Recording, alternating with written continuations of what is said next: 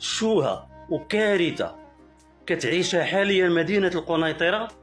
من نهار الخميس تسرب واحد الفيديو بورنو إباحي، سمعوني مزيان، بورنو إباحي تسرب مدينة القنيطرة من واحد الموقع عالمي إباحي باسم أو تحت اسم القنيطرة.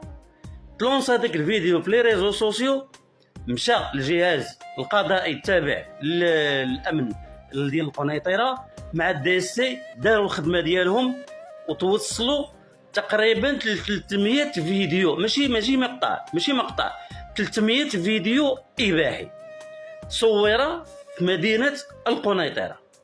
القصة هي أنه واحد الشباب، هاد الناس اللي كيبغيو يوصلوا بالزربة، اللي كيبغيو يمشيو من تيبغيو يوصلوا بواحد الطريقة اللي رهيبة. وهذا فكرني في ذاك الكتاب اللي كنا نقراوه وحنا صغار، تعلم اللغة الفرنسية ب5 أيام.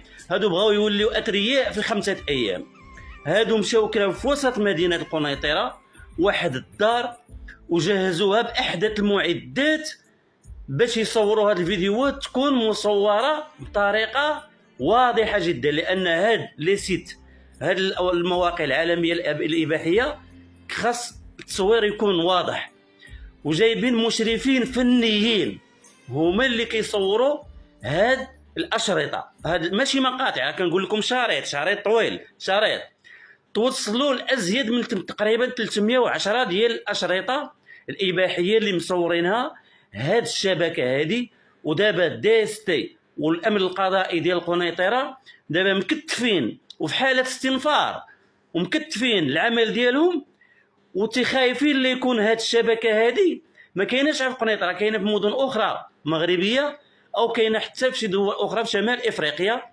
وهادو كانوا كيتعاملوا مع مواقع دولية، مواقع عالمية، وكتعطيهم واحد الموارد مالية أو عائدات مالية كبيرة اللي كان كتشدها المشرف ديال هاد العصابة، هاد الشبكة هادي الإجرامية، وكيقسموها بيناتهم. وهاد العوائد تتكون حسب ملايين المشاهدات، وهاد الأشرطة كانت كتحسب ملايين المشاهدات.